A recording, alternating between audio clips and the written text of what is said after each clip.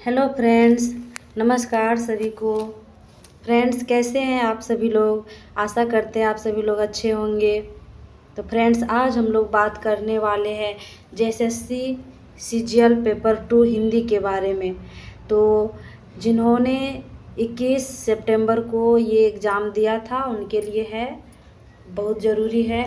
आज हम लोग हिंदी पेपर 2 का मतलब विश्लेषण करने वाले हैं। कितने क्वेश्चन कहाँ से आए और कितना क्वेश्चन सही हो रहा है आप लोगों का। तो चलिए मिलान कीजिए फटाफट और देखते हैं सबसे सटीक तरीके से बेहतरीन क्वेश्चन कैसे कैसे पूछा है, कितना सरल है क्वेश्चन। चलिए हम लोग बात करते हैं।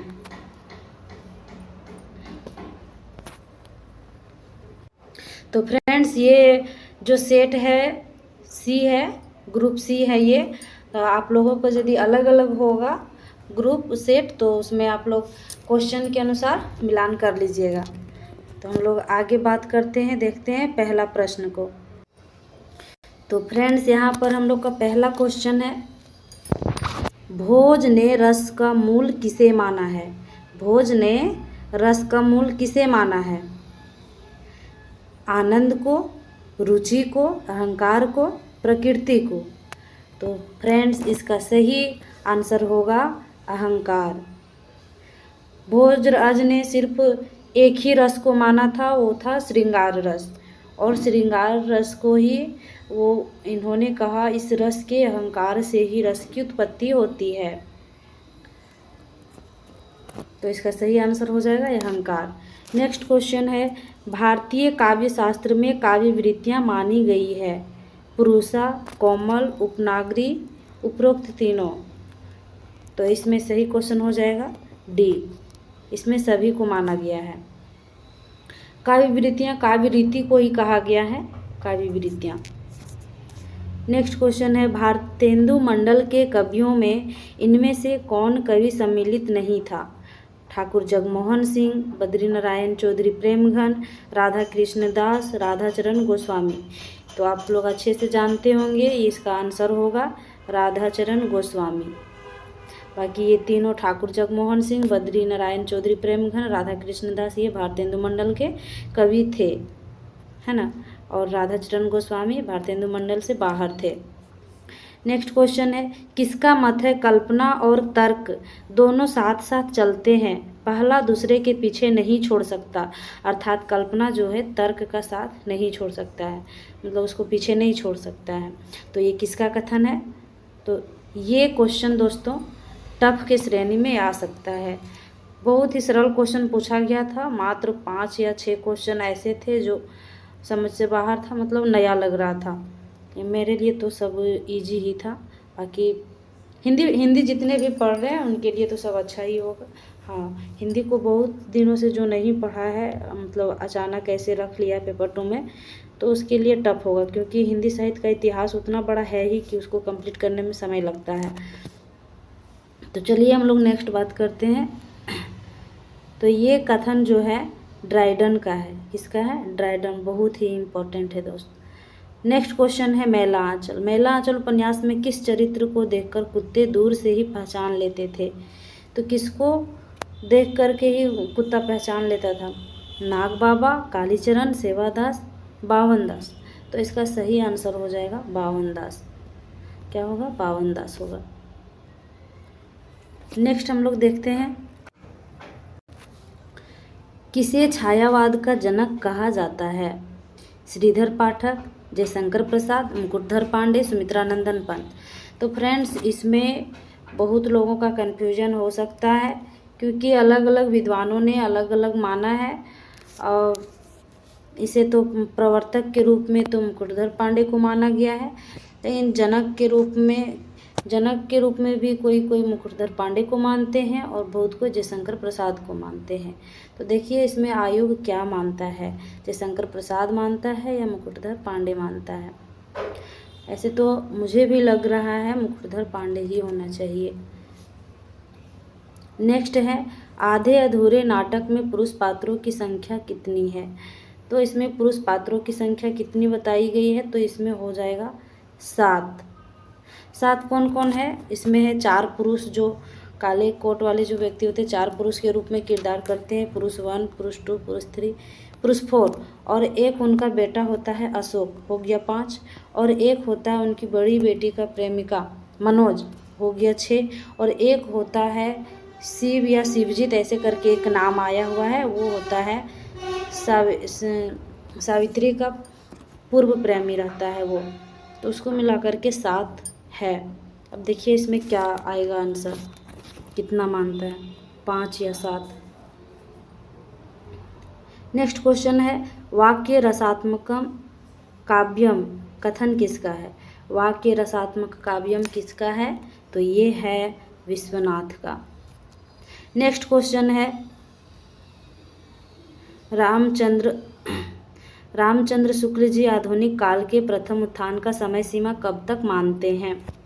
तो इसका समय सीमा जो है, प्रथम उत्थान का समय सीमा क्या है? 1900 से संवत 1900 से 1925 है।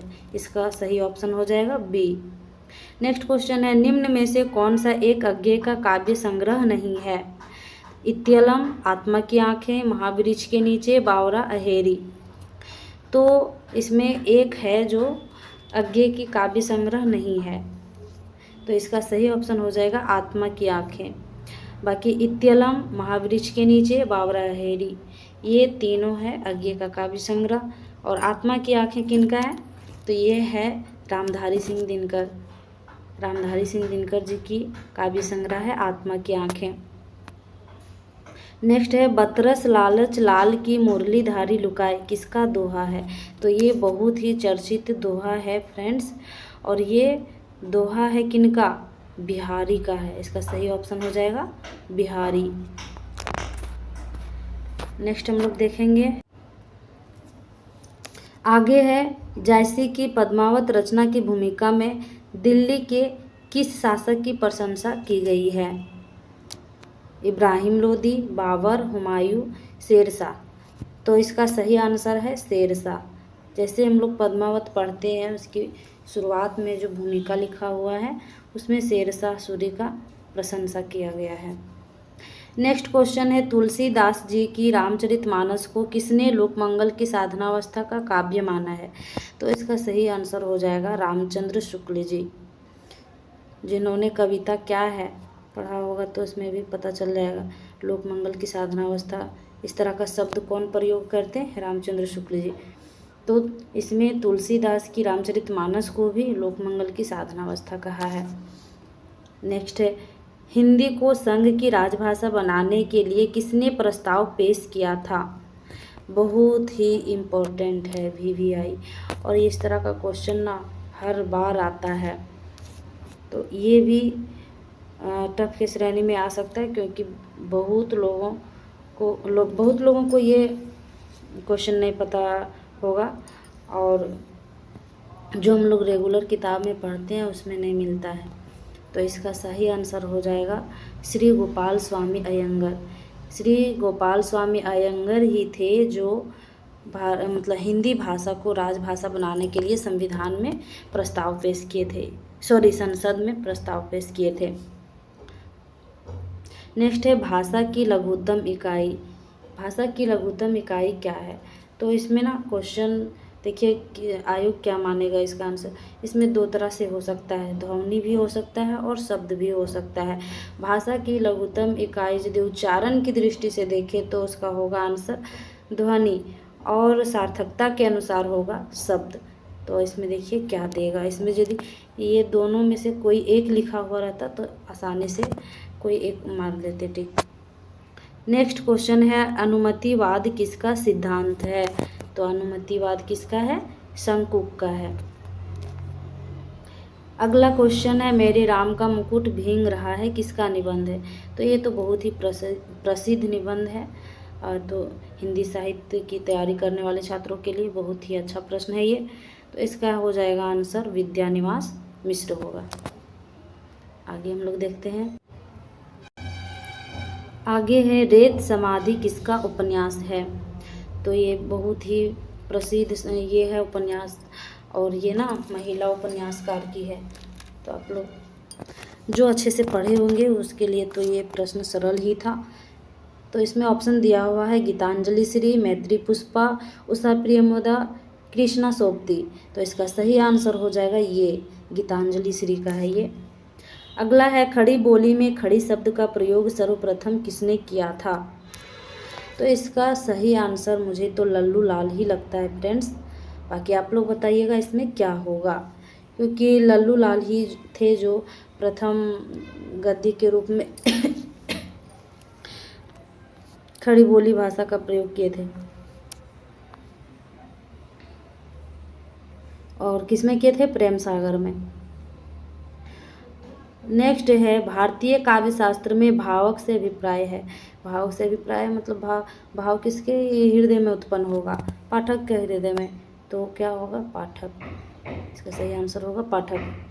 अगला है किस संप्रदाय में कृष्ण के वामांग में राधा के साथ कृष्ण की उपासना का विधान है। तो ये हम लोग भक्ति काल में हर बार पढ़ते आए हैं और इसका सही आंसर होगा निम्बार्क संप्रदाय। क्या होगा, निम्बार्क संप्रदाय।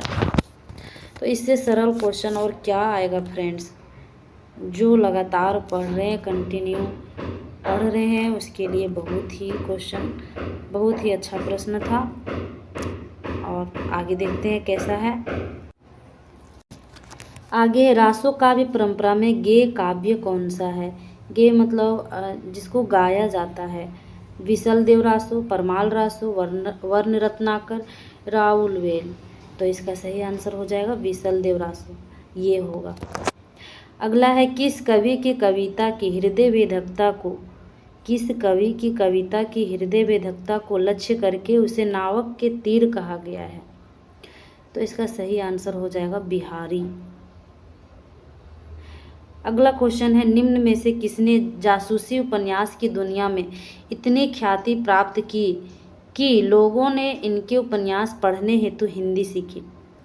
तो ये तो सभी लोग जानते होंगे हिंदी पढ़ने वाले, और देवकीनंदन खत्री है ना, इनका सही आंसर हो जाएगा देवकीनंदन खत्री। और इनका कौन सा उपन्यास था जिसको पढ़ने के लिए लोग हिंदी सीख रहे थे, तो वो उपन्यास था चंद्रकांता। क्या था, चंद्रकांता। चंद्रकांता उपन्यास को पढ़ने के लिए लोग हिंदी सीख रहे थे। दक्षिण भारत के लोगों ने भी हिंदी सीखा था। तो इसका सही आंसर हो जाएगा देवकीनंदन खत्री। अगला है मेरी जीवन यात्रा किसकी आत्मकथा है। तो मेरी जीवन यात्रा है राहुल शंकरित्यायन की आत्मकथा। और डॉक्टर हरिवंश राय बच्चन की क्या है, क्या बोलूँ क्या याद करूँ। यशपाल का क्या है, सिंहावलोकन है। बाबू गुलाब राय का क्या है, मेरी असफलताएं, है ना। तो हम लोग आगे देखिए उसका भी पूछ ही दिया है फ्रेंड्स। आगे मेरी असफलताएं रचना की विधा क्या है। तो मेरी असफलताएं बाबू गुलाब राय की निबंध विधा में भी है और ये आत्मकथा में भी आता है। तो निबंध तो दिया नहीं है, तो इसमें क्या होगा, आत्मकथा होगा, है ना, ये आत्मकथा हो जाएगा। अगला है सिंहावलोकन रचना है। सिंहावलोकन किसकी आत्मकथा है, ये विधा है, आत्मकथा है ना। और किसकी है ये, तभी हम बताए थे अस्पाल, ये है अस्पाल की रचना। आगे देखते हैं हिंदी में आलोचना विधा का आरंभ हुआ। हिंदी में आलोचना विधा का आरंभ कब हुआ, भारतेंदु युग से, छायावादी युग से, द्विवेदी युग से, शुक्ल युग से। तो इसका सही आंसर हो जाएगा भारतेंदु युग। भारतेंदु युग से ही आलोचना शुरुआत हो गई थी। और भारतेंदु की नाटक जो था, नाटक निबंध में आता है, लेकिन नाटक रचना जो थी उसी से आलोचना की शुरुआत हुई थी। आगे है मेरा जोबना नवेल र भयो है गुलाल, कैसे घर दीनी बकेश मोरीमाल। तो काव्य पंक्तियाँ ये है किनकी है, ये तो बहुत ही प्रसिद्ध पंक्ति है ना, धर्मदास, अमीरदास, यारी साहब, दरिया साहब। तो ये हो जाएगा अमीर खुसरो। मेरा जोबना नवेल र भयो है गुलाल। आगे है रचना काल के अनुसार श्रीधर पाठक की निम्नलिखित रचनाओं का सही अनुक्रम है। तो इसका सही अनुक्रम कौन सा ऑप्शन में है, तो शुरुआत में हम लोग इसका ये एकांतवासी योगी है ना, ये ट्रिक से यदि कोई याद करके रखेगा, एक को भी मतलब शुरू या अंत का दिमाग में बैठा के रखेगा कि हाँ पहले ये है और अंत में ये है, तो उससे भी ये पकड़ में आ जा रहा था। तो इसका शुरू में ही देखिए एकांतवासी योगी है, और एकांतवासी योगी सिर्फ एक ही ऑप्शन में है शुरुआत में, तो वो हो जाएगा ऑप्शन बी। एकांतवासी योगी, उजड़ ग्राम, श्रांत पथिक और सांध्यायतन, ये होगा सही ऑप्शन। अगला हम लोग देखेंगे निम्नलिखित काव्य पंक्तियों में कवित विवेक एक नहीं मोरे, ये है तुलसीदास। किनका है ये? तुलसीदास का है। प्रभु जी हो पतितन को टिको, ये है सूरदास की। अब तो अजपा जपू मन मेरे, ये है मलुकदास। हो सब कबहिन कैर पछी लगा, ये है जयसी का। तो इसका पहला ऑप्शन सही मिल रहा है, ये है सही।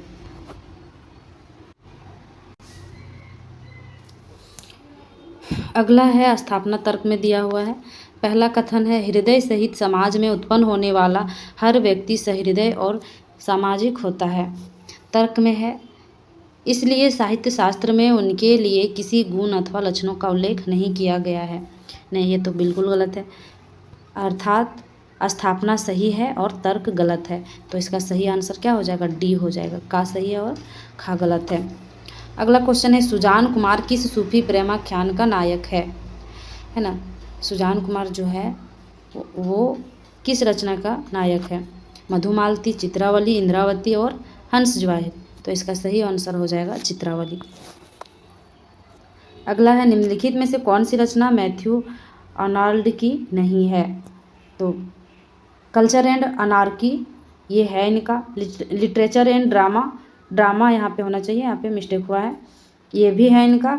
Essays on church and state, तो ये भी है इनका। तो इसका सही ऑप्शन हो जाएगा डी, द कॉकटेल पार्टी। ये इनका नहीं है और यहाँ पे नहीं पूछा जा रहा है, तो ये ऑप्शन सही हो जाएगा। आगे है निम्न में से कौन सा एक रीति मुक्त कवि है? रीति मुक्त कवि तो आप लोग देखते के साथ ही पहचान लिए होंगे, मन में आ गया होगा कौन सा है। बिहारी, देव, भूषण, बोधा, कौन होगा इसमें से? बोधा हो जाएगा। बिहारी रीति सिद्ध कवि हैं, देव और भूषण रीतिबद्ध कवि हैं। अगला है लेकिन जोर देकर कहना चाहता हूँ कि अगर इस्लाम नहीं आया होता तो भी इस साहित्य का 12 आना हिस्सा, मतलब 12 आना वैसा ही होता जैसा आज है। भक्तिकाल के संदर्भ में यह कथन किसका है? नगेंद्र, रामस्वरूप चतुर्वेदी, नामवर सिंह, हजारी प्रसाद द्विवेदी। तो ये बहुत ही प्रसिद्ध पंक्ति है और ये है किनका कथन है? हजारी प्रसाद द्विवेदी का। ये है सही ऑप्शन। अगला क्वेश्चन है निम्न में कौन सा एक मोहन राकेश का नाटक नहीं है? प्यालियाँ टूटती है, लहरों के राजहंस, अंडे के छिलके, अंधेरे बंद कमरे। तो इसका सही आंसर हो जाएगा अंधेरे बंद कमरे। ये इनका क्या है? उपन्यास है। ये इनका उपन्यास है। आगे है रानी केतकी की कहानी शैली की दृष्टि से है। रानी केतकी की कहानी जो है उनकी शैली क्या है? दुखांत है, हास्य प्रधान है, विचार प्रधान है। उपरोक्त में से तीनों दिया हुआ है इसमें, तो इसका हो जाएगा सही आंसर हास्य प्रधान। प्रेत बोलते हैं किसका उपन्यास है? ये तो बहुत ही सरल है, तो इसका आंसर हो जाएगा राजेंद्र यादव। राजेंद्र यादव की बहुत ही चर्चित उपन्यास है प्रेत बोलते हैं। तो फ्रेंड्स आप लोग मिलाते जाइएगा क्वेश्चन को, और किसका कितना स्कोर बन रहा है वो कमेंट करके ज़रूर बताइएगा, और पेपर कैसा लगा वो भी ज़रूर बताइएगा। नेक्स्ट है दिव्या। दिव्या उपन्यास किसकी रचना है? कमलेश्वर, यशपाल, जैनेन्द्र, धर्मवीर भारती। तो ये किसका है? यशपाल का है, यशपाल का। अगला है विपथगा किसका कहानी संग्रह है? निर्मल वर्मा, धर्मवीर भारती, अज्ञेय, नागार्जुन। तो ये है अज्ञेय का। अज्ञेय का बहुत ही चर्चित कहानी संग्रह है विपथगा। अगला है ब्रह्म राक्षस किसकी कविता है? तो ये है किनका है? मुक्तिबोध, शकुंत माथुर, प्रभाकर माचवे, प्रभाकर क्षेत्रीय। तो ये किसका है? मुक्तिबोध का है। ब्रह्म राक्षस कौन नहीं जानता है? अंधेरे में ब्रह्म राक्षस, हिंदी पढ़ने वाले को मुंह में होना चाहिए ये सब। तो ये है मुक्तिबोध का। अगला है आवारा मसीहा किसकी कृति है? और ये है इनके ऊपर जीवनी लिखा गया है, ये शरत चंद्र चट्टोपाध्याय। तो ये हैं विष्णु प्रभाकर, इनके लेखक। और किन के बारे में लिखा गया आवारा मसीहा? शरत चंद्र चट्टोपाध्याय जी के बारे में। अगला है रुकोगी नहीं राधिका, किसका उपन्यास है ये? उषा प्रियमोदा, मैत्री पुष्पा, अनामिका, नासिरा शर्मा। तो इसका सही आंसर हो जाएगा उषा प्रियमोदा।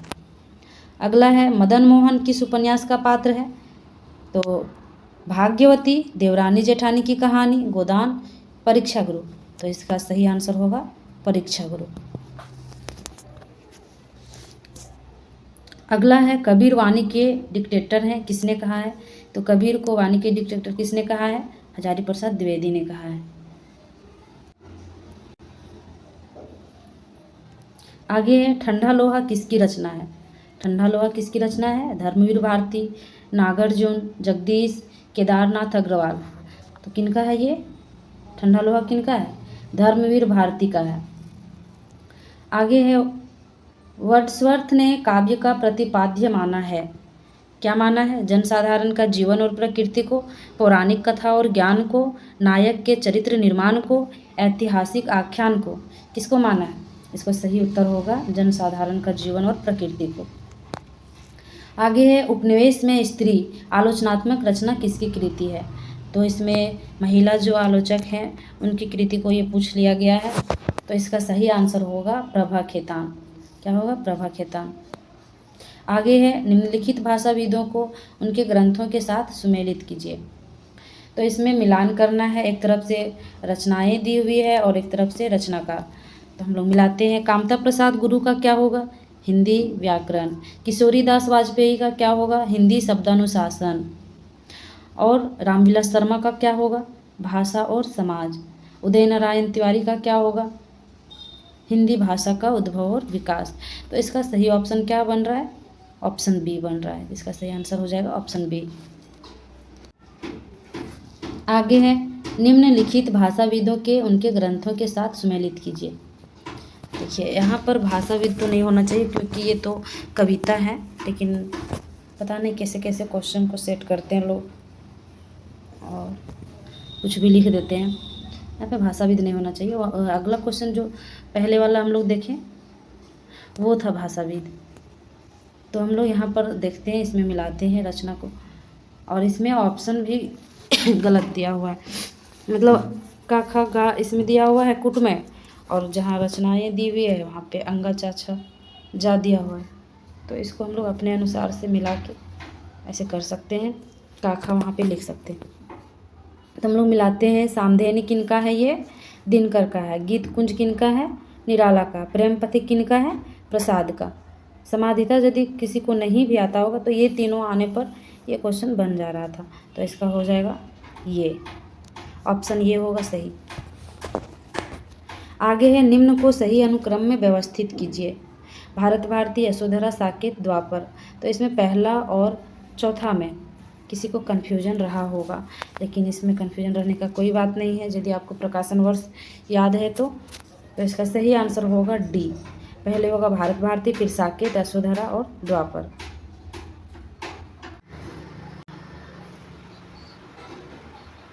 आगे है निर्विकार। निर्विकार में कौन सा समास है? यवयी भाव, द्विगु, द्वंद्व, बहुब्री। तो इसका सही आंसर हो जाएगा यवयी भाव समास। अगला है सर्वनाम से बनी भाववाचक संज्ञा है। सर्वनाम में हम लोग जानते हैं क्या होता है? मैं, आप, जो, सो, है ना, तुम। तो इसका क्या हो जाएगा? अपनापन हो जाएगा। अपना से भाववाचक बन गया अपनापन। आगे है कोष्ठक में दिया गया चिन्ह किसका है?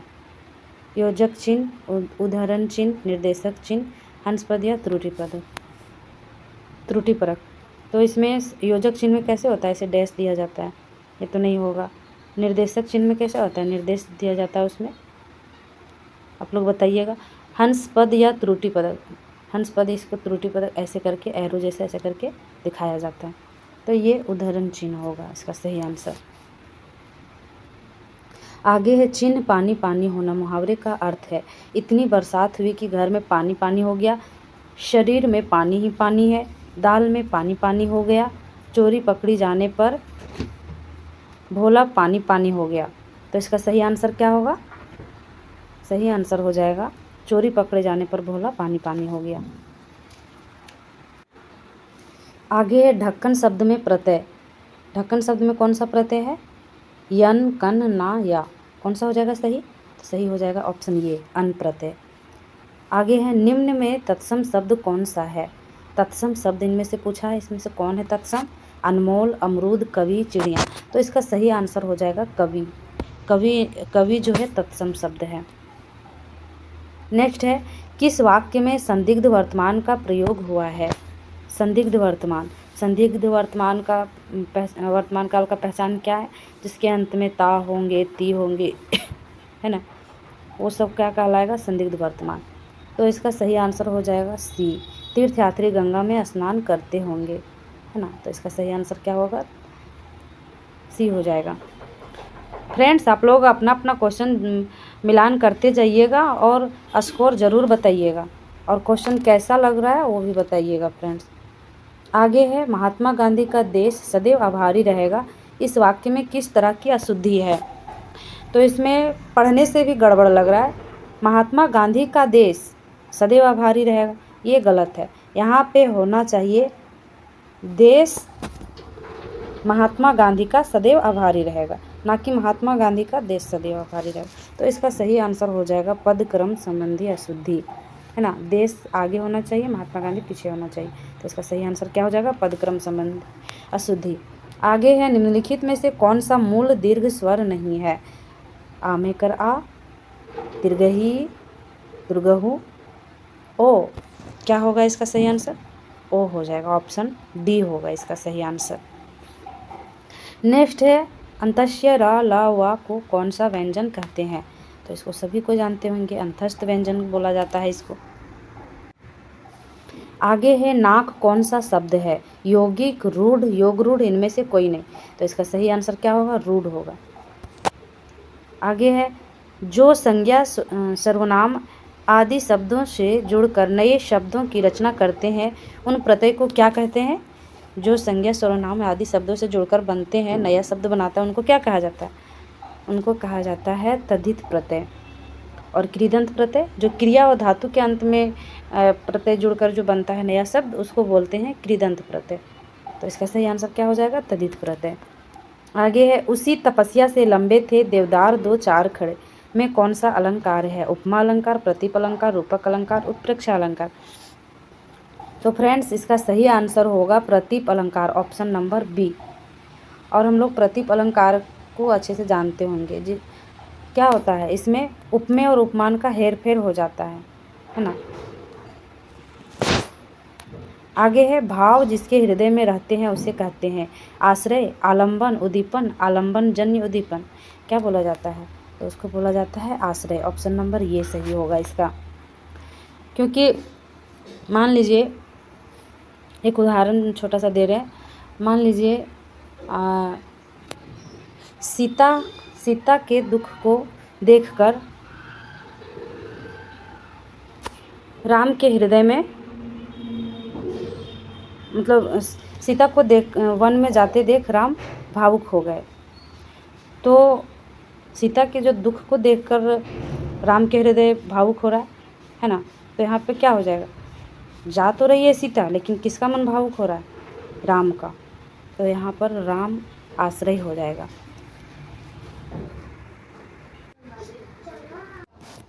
आगे है दोहे और रोले को क्रम से मिलाने पर कौन सा छंद बनता है? तो दोहे और रोले को मिलाने पर कौन सा छंद बनता है? कुंडलियाँ बनता है। सही आंसर हो जाएगा ऑप्शन बी, कुंडलियाँ। आगे अधोलिखित में वर्तनी की दृष्टि से एक शब्द अशुद्ध है, तो कौन सा शब्द अशुद्ध है? अंतर्धान, अनुगृहित, अध्यात्म और अधीन। तो इसका सही आंसर हो जाएगा अध्यात्म होना चाहिए, आध्यात्म है। आगे है समुद्रगुप्त भारत का नेपोलियन था, इस वाक्य में नेपोलियन किस प्रकार का संज्ञा का उदाहरण है? नेपोलियन, यहाँ पर नेपोलियन कोई एक ही था, समुद्रगुप्त ही था नेपोलियन, और कोई नहीं था, इसलिए इसमें क्या हो जाएगा? व्यक्तिवाचक संज्ञा हो जाएगा सही आंसर। आगे है जहाँ समानता की बात संभावना के रूप में की जाए वह कौन सा अलंकार होता है? तो जहाँ संभावना के अर्थ होता है वहाँ पर क्या होता है, उत्प्रेक्षा अलंकार होता है। मानो, जानो, मानो कि कल सुबह ऐसा होगा, है ना, मानो हंस ऐसा होगा, तो इस तरह का जो वाक्य आता है वो उत्प्रेक्षा अलंकार में आता है शब्द। आगे है मैलांचल उपन्यास में प्यारू किसके पास नौकरी करता था, तो प्रशांत के पास करता था। आगे होरी ने भोला से कितनी कीमत पर गाय खरीदी थी, तो कितने रुपये पर खरीदी थी, 80 रुपये पर। इसका हो जाएगा ऑप्शन डी।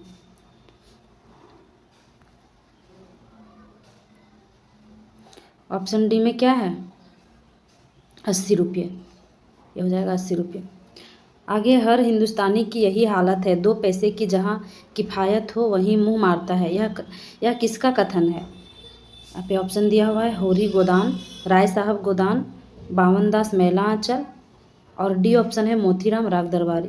तो इसका सही आंसर होगा मोतीराम राग दरबारी। राग दरबारी उपन्यास से है और किसका कथन है, मोतीराम का। आगे है मधुआ कहानी किस कहानी संग्रह से संबंधित है, तो मधुआ कहानी जो है वो कौन से कहानी संग्रह में संकलित है, आंधी में। किसमें है, आंधी में है। आगे हम लोग देखेंगे, आगे है नीलम देश की राजकन्या कहानी में राजकन्या की किस समस्या से ग्रसित है। नीलम देश की राजकन्या कहानी में राजकन्या किस समस्या से ग्रसित है, धोखा, अकेलापन, अधूरा प्रेम, राज्य का उत्तराधिकार, तो वो अकेलापन से ग्रसित है।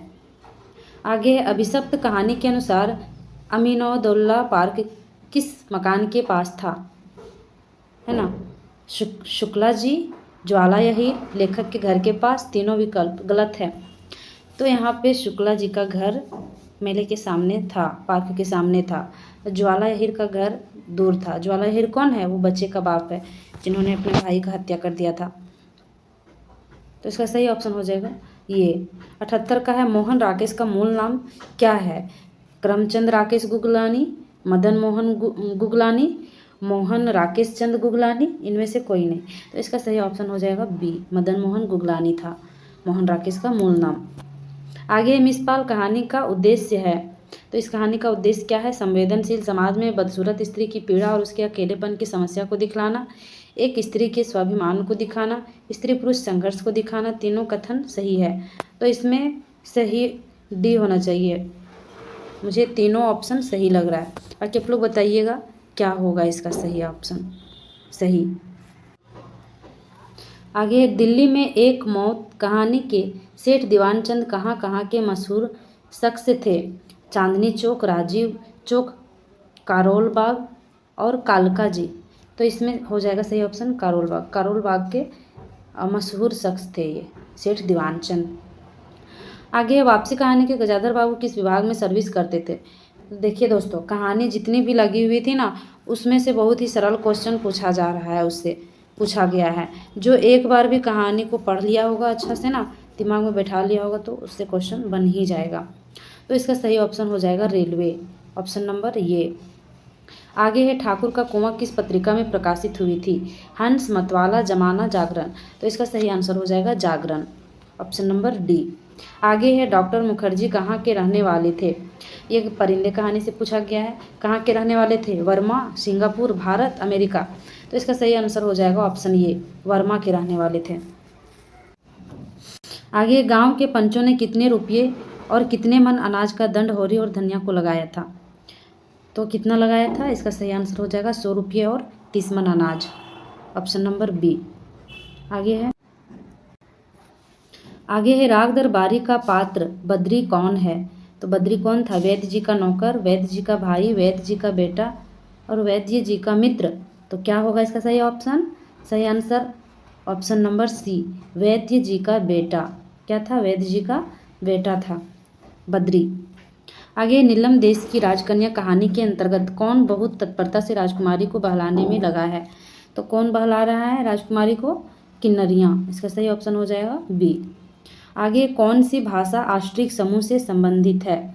आष्ट्रिक भाषा में क्या हो जाएगा, तमिल, बंगला, नेपाली, खासी। इसका सही ऑप्शन क्या होगा, तो ऑप्शन नंबर डी, खासी हो जाएगा। आष्ट्रिक समूह से संबंधित है ये खासी भाषा।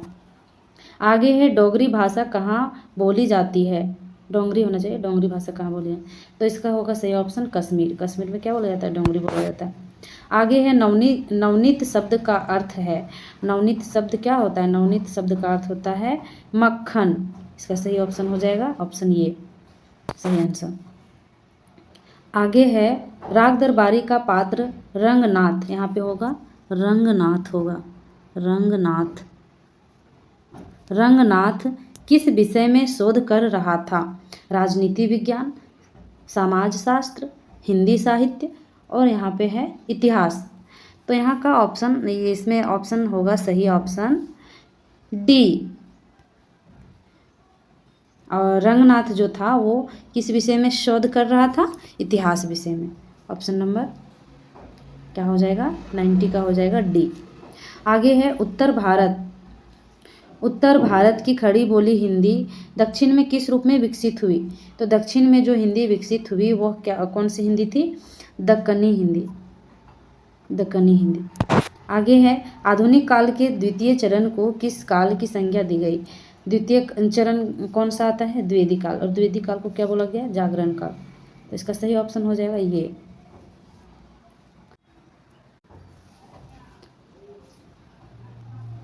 आगे है इनमें कौन सा कवि दो युगों के संधि स्थल पर अवस्थित है? मैथिली शरण गुप्त, ज्ञा प्रसाद शुक्ल स्नेही, अयोध्या सिंह उपाध्याय हरिऔध, भारतेंदु हरिश्चंद्र। तो इसका क्या हो जाएगा सही ऑप्शन? ज्ञा प्रसाद शुक्ल स्नेही। ये द्विवेदी युग के बाहर आ जाते हैं और क्या है, राष्ट्रीय सांस्कृतिक धारा से वो उसमें भी आ जाते हैं। आगे है छत्र प्रकाश किसकी रचना है? तो ये है रीतिकाल से संबंधित रचना है। तो इसका क्या होगा? लाल कवि, श्रीधर, ग्वाल, मंडन। क्या होगा सही ऑप्शन? होगा इसका लाल कवि, ऑप्शन नंबर ये। आगे है आचार्य रामचंद्र शुक्ल ने प्रेमाख्यान काव्य परंपरा का प्रथम कवि किसे माना है? जायसी, कुतुबन, मुल्ला दाऊद, मंझन। किसको माना है? तो इसका सही ऑप्शन हो जाएगा कुतुबन, ऑप्शन नंबर बी। आगे है निम्नलिखित काव्य पंक्तियाँ किस कवि की है? जामे रस कछु होत है, पढ़त ताही सब कोय, बात अनूठी चाहिए, भाषा को होय। तो बहुत ही मज़ेदार पंक्ति है ये, लेकिन किसका है आप लोग बताइएगा ज़रूर। इसमें मुझे भी डाउट है, लेकिन मुझे अधिकांश लग रहा है ये ज़्यादातर भारतेंदु का ही होना चाहिए। मुझे भारतेंदु लग रहा है, बाकी आप लोग बताइएगा इसमें कौन सा कथन सही हो, कौन सा ऑप्शन सही होगा। आगे है फोर्ट विलियम कॉलेज का स्थापना वर्ष है 1800, 1799, 1805 और 1903। तो इसका सही ऑप्शन हो जाएगा ऑप्शन नंबर ये 1800।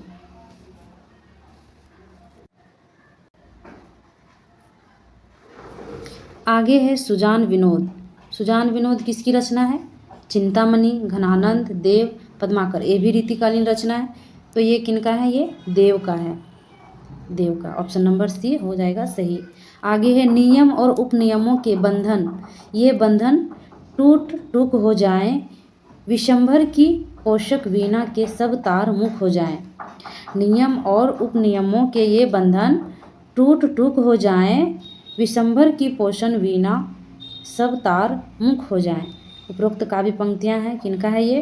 रामधारी सिंह दिनकर, दुष्यंत कुमार, बालकृष्ण शर्मा नवीन, सूर्यकांत त्रिपाठी, निराला त्रिपाठी भी गलत लिखा हुआ है। तो इसका सही ऑप्शन हो जाएगा friends option number C, Balkrishna Sharma. Balkrishna Sharma की है काव्य की पंक्तियां है ये। आगे है कला और नैतिकता का सिद्धांत। कला और नैतिकता का सिद्धांत किनका है? T S. Eliot, William Wordsworth, I A. Richards और डी है मैथ्यू आर्नल्ड। तो इसका क्या हो जाएगा ऑप्शन सही होगा? क्या इसका इसका सही ऑप्शन होगा डी, मैथ्यू आर्नल्ड। तो फ्रेंड्स अब ये समाप्त हो गया है। आप लोगों को यदि अच्छा लगा होगा क्वेश्चन पेपर देख करके तो प्लीज़ चैनल को लाइक, सब्सक्राइब और कमेंट ज़रूर कीजिएगा और इस चैनल को ज़्यादा से ज़्यादा सपोर्ट कीजिएगा। और हाँ फ्रेंड्स, आप लोगों को कितना स्कोर बन रहा है, कितना सही हुआ और कैसा लगा ज़रूर बताइएगा और अपना स्कोर भी कमेंट करके ज़रूर बताइएगा। और बहुत बहुत धन्यवाद। Thanks for watching.